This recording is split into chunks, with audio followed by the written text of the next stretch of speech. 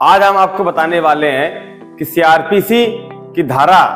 41A के तहत जो नोटिस पुलिस द्वारा आपको दिया जाता है उसका क्या मतलब होता है और ऐसा नोटिस आने पे हमको क्या करना चाहिए। तो साथियों, सबसे पहले तो हम नोटिस दिया जाता है उसका मतलब होता है क्या साथी। देखिए, जब भी किसी थाने में कोई एफआईआर दर्ज होती है और एफआईआर दर्ज होने के बाद जाहिर सी बात है जो भी विवेचक होता है वो उसकी जांच करता है, पूरी प्रक्रिया करता है ये पता लगाने के लिए कि इस एफआईआर की सच्चाई क्या है। और उस एफआईआर के अंतर्गत जिन जिन लोगों के नाम उसमें होते हैं या जो नाम नहीं भी होते मगर जांच के दौरान यह जानकारी मिलती कि इनका नाम हो सकता है, तो ऐसी अवस्था में जो पुलिस होती है वो 41A के तहत वो आपको नोटिस भेजता है। और ये नोटिस जो अक्सर है ये उन मामलों में दिए जाते हैं जिनकी सजा 7 साल से कम होती है, क्योंकि 7 साल से ऊपर वाली सजाओं में तो पुलिस तत्काल अरेस्ट करती है लोगों को, मगर जो 7 साल से जो कम की सजा वाले जो मामले होते हैं उनके अंदर पुलिस 41A सीआरपीसी के तहत नोटिस सामने वाले व्यक्ति को भेजती है कि आपको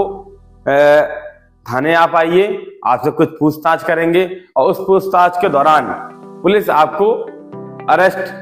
कर सकती है। तो ये एक कहीं ना कहीं एक तरीके से पुलिस को अपनी कस्टडी में लेने हेतु ये नोटिस उसको भेजा जाता है। मगर साथियों देखिए,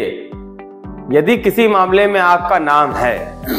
और आपको लगता है कि मैं इस मामले के तहत मैं बेगुनाह हूं, मैंने कोई अपराध नहीं किया है और आपके पास 41A का नोटिस आपके पास आया है, तो सबसे पहली बात तो ऐसा नोटिस आने के बाद आपको बहुत ज्यादा घबराना नहीं है और नोटिस आने के बाद आपको पुलिस से दूर भागने का प्रयास भी नहीं करना है। ये नहीं सोचना है कि नोटिस आया है हम ना जाएं या हम कहीं भाग जाएं, तो ऐसी गलती बिल्कुल ना करें, क्योंकि ऐसा करने में आप और ज्यादा आप गंभीर मामलों में फंसते चले जाएंगे। क्यों? ऐसी गलती आप करेंगे तो पुलिस क्या कार्रवाई क्या कर सकती है कि आप नहीं जाएंगे तो पुलिस भगोड़ा घोषित करके आपको सीआरपीसी की धारा 82 के तहत आपके खिलाफ वारंट जारी कर सकती है अरेस्ट का, या आपके ऊपर आईपीसी की धारा 174 के तहत भगोड़ा की धारा लगा करके आपके ऊपर कार्रवाई कर सकती है। तो पुलिस के पास बुलाए जाने पे ना जाने पर आपकी समस्या और बढ़ सकती है। तो जब भी 41A का नोटिस आपके पास आए तो आप उसको तसल्ली से पहले समझिए कि नोटिस आपको क्यों आया है। उसके बाद आप अपने किसी मिलने वाले जो कानूनी जानकारी रखता हो उससे आप परामर्श लें या कोई वकील अपना हायर करें ऐसा नोटिस आने की दशा में, और उसके साथ में आप थाने जा सकते हैं। इसी के साथ साथ यदि आपको लगता है कि पुलिस इस नोटिस के तहत यदि मैं थाने जाता हूं तो पुलिस मुझे अरेस्ट कर सकती है, तो आपको क्या करना है कि आपको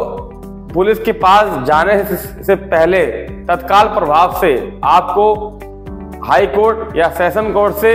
अग्रिम जमानत हेतु एंटीसिपेटरी बेल के तहत आपको एप्लीकेशन लगानी पड़ेगी, ताकि उसमें आप अपने बताएंगे कि मैं बेगुनाह हूं, मुझे गलत फंसाया जा रहा है और इस नोटिस के तहत पुलिस मुझे अरेस्ट करेगी ऐसा या कर सकती है, ऐसा करके आप बताएंगे तो वहां से आपको अग्रिम जमानत आपके तथ्यों को देख करके कोर्ट आपको दे सकता है। तो ये भी एक रास्ता आपके पास है। या आपको लगता है कि आप बिल्कुल बेगुनाह हैं, कोई भी आपका लेना देना इस केस से नहीं है, तो आपको फिर भी लगता है कि मुझे फंसाने का प्रयास किया जा रहा है, तो आप हाई कोर्ट या सुप्रीम कोर्ट में सीआरपीसी के धारा 482 के तहत अपने उसके मुकदमे को क्वेशिंग करने के लिए, अपना नाम बिल्कुल से हटाने के लिए आप रिक्वेस्ट डाल सकते हैं। मतलब अपने आप को बिल्कुल उससे अलग करने के लिए हाई कोर्ट या सुप्रीम कोर्ट में 482 के तहत आप एप्लीकेशन फाइल कर सकते हैं, या जो हमने बताया आप अग्रिम जमानत ले सकते हैं। ये होने के बाद